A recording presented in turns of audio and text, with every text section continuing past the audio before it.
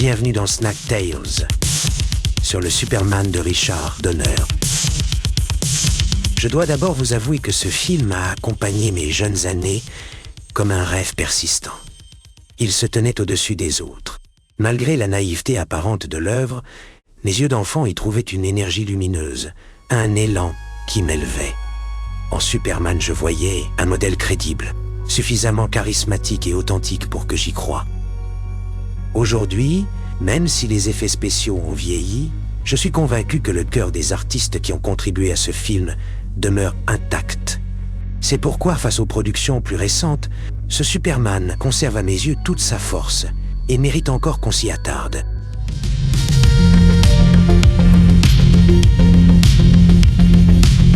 Remontons un peu plus en arrière dans la pellicule cinématographique du temps. La première apparition du mythe en cape rouge sur grand écran s'est faite en 1951 dans Superman et les Nains de l'Enfer. George Reeves sera son interprète. Un rôle qu'il reprendra dans la série qui continuera ses aventures sur petit écran, les aventures de Superman. Mais, malheureusement, après 104 épisodes, la série prend fin dans une atmosphère terrible. George Reeves est retrouvé sans vie chez lui, victime d'un tir à la tête.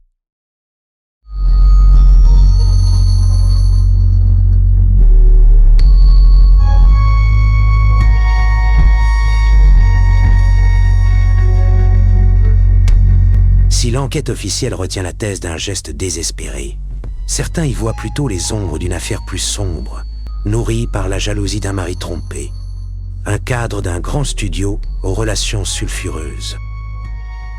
Quoi qu'il en soit, l'homme d'acier n'était plus, révélant au grand jour une fragilité tragiquement bien humaine.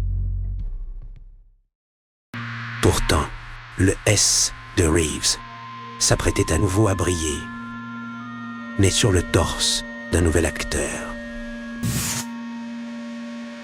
De George Reeves à Christopher Reeve, il ne s'agit que d'une lettre qui s'efface, et pourtant d'un destin qui se prolonge.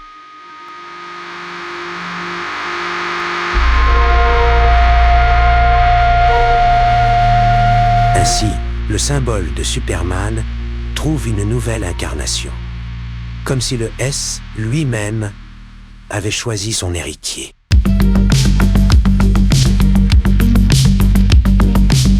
Il y a Salkind, le producteur par où tout a commencé. En déplacement à Paris, vers le milieu des années 70, Ilia tombe sur une affiche de Zorro où Alain Delon incarne le héros masqué. Enfant du Mexique, Ilia porte en lui l'empreinte de cette légende et reconnaît d'emblée la force de cette image.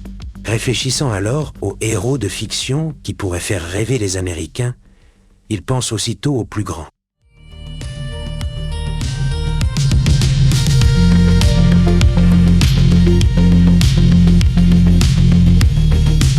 Ilia tenta alors de convaincre son père avec qui il collabore, Alexander Salkind. Fils d'un véritable pionnier du cinéma muet et producteur notamment d'Orson Welles, Alexander fut d'abord persuadé que son fils avait perdu la raison. Et oui, s'il comprit très vite le potentiel d'un tel film, une difficulté lui semblait être insurmontable.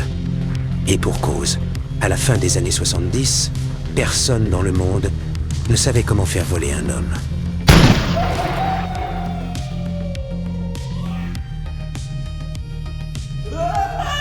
Des réalisateurs sont alors envisagés pour relever le défi, notamment Steven Spielberg qui accepte, mais les Salkind préfèrent attendre un peu. Il se dit que son tournage de film de requin ne se passe pas très bien.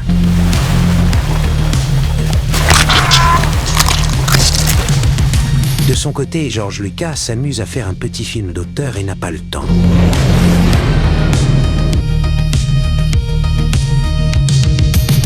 Les Salkind découvrent alors le film La Malédiction, avec un certain Richard Donner à la mise en scène. Et là, enfin, pour eux c'était clair, ils avaient trouvé leur réalisateur. Dans La Malédiction, Donner avait mêlé habilement gravité et émotion.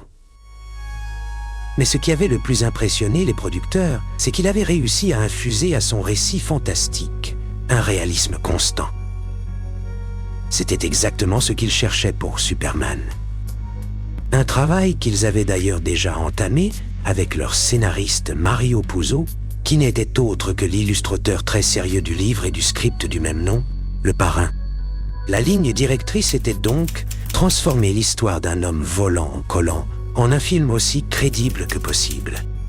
À mes yeux, c'était la voie juste, une façon de trouver le bon équilibre, car au cinéma, plus la fantaisie se pare de réalisme, plus le spectateur a de chances de plonger dans l'imaginaire.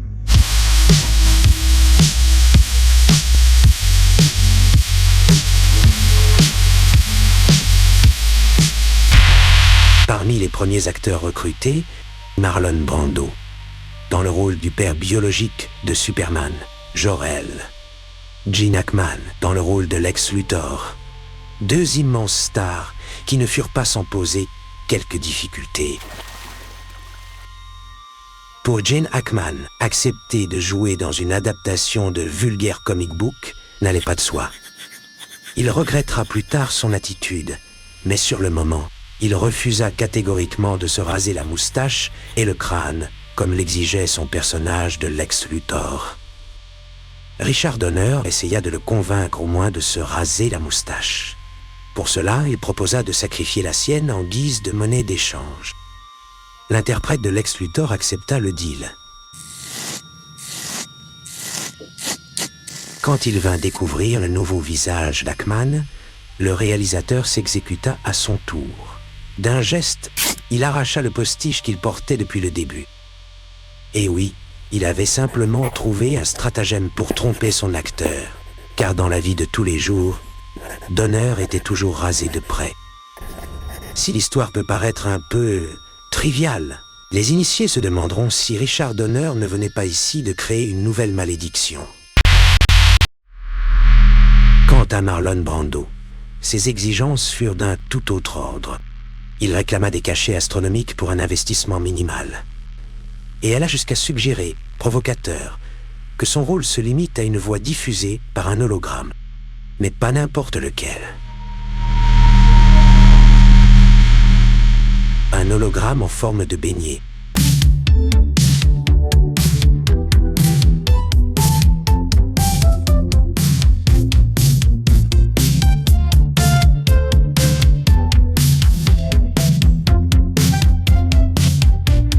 Heureusement, Donner maîtrisait son film et, avec toute son intelligence, considéra la proposition de la star.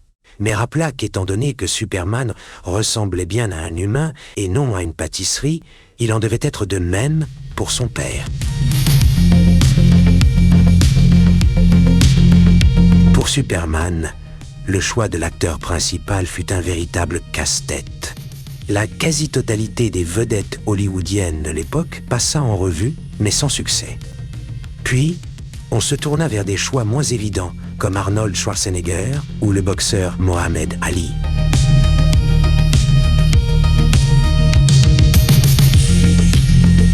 Désespérés, ils iront même jusqu'à faire passer des tests au dentiste de la femme de l'un des producteurs. Mais, comme tombé du ciel, ou peut-être de Krypton, le miracle se produisit à peine 5 mois avant le début du tournage.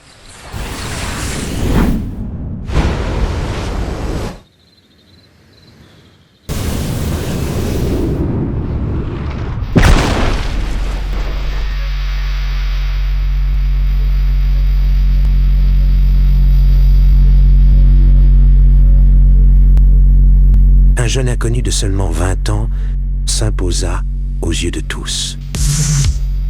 Charismatique, élégant, fort, mais d'une chaleur désarmante, et doté d'un regard assez intense pour faire jaillir de vrais lasers. Christopher Reeve était Superman. Seul problème, c'était un gringalet. Mais qu'importe, un vrai maître venu d'ailleurs était là pour l'entraîner. David Prowse, l'homme derrière le masque noir le plus célèbre du cinéma. Grâce à ses talents d'haltérophile, l'homme d'acier fut forgé.